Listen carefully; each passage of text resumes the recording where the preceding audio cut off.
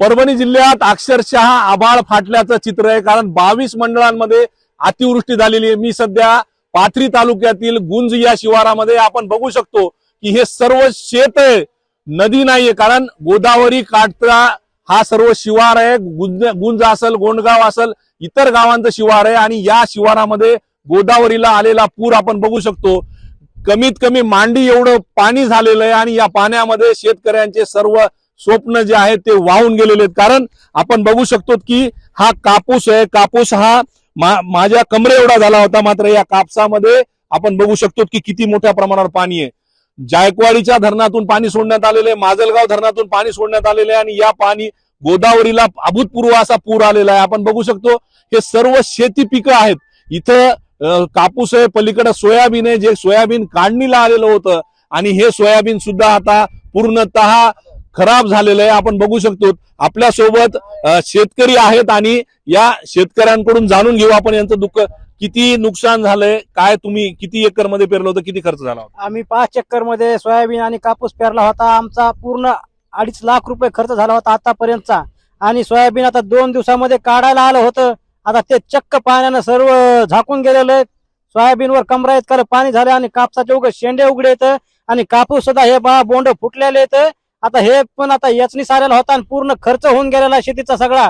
आता फक्त पदरात पीक घ्यायचं होतं, तेवढं सुद्धा निसर्गानं आम्हाला घेऊ दिलं नाही हातामध्ये आणि शासन याला काय मदत करणार आहे?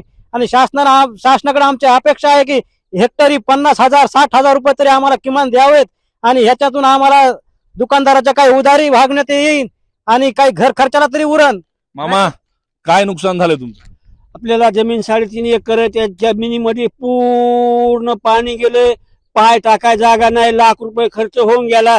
रात्री झोपीत शेळ्या 4 वाहून गेल्या, दुकान रस्त्यावर आहे, उमरा रोडला चट दुकानातलं सामान गेलं, झोपीमध्ये मी होतो। बरं, मग आता काय मागणी सरकारकडे? एकरी 60-70 हजार रुपये तरी द्यावं, दुकानाची भरपाई द्यावं, तुमचं शेळ्याची किती भरपाई नुकसान झालं, द्यावं। काय काय होतं तुमचं? काय कापूस होता, कापूस सगळा शेतात पाणी झालं, बोंड नासले। आमचं म्हणणं काय काय ना काय आम्हाला पुन्हा फुलाची पाकळी द्यावा, झोकायले सरकार नुसतं चॉकलेट दाखवायले, काहीच करीना, विमा द्यावा, दुष्काळ द्यावा। किती नुकसान आहे? हे पाणी पूर्णतः ह्या कापसाच्या शेतामध्ये आजच्या परिस्थितीला आमच्या पूर्ण पाथरी तालुक्यामध्ये जेवढे मंडळ आहेत तेवढ्या मंडळामध्ये ही परिस्थिती नदीमय परिस्थिती झालेली आहे, जी की भूतो न भविष्य। आम्ही याच्या आधी कधीही अशी परिस्थिती बघितलेली नव्हती।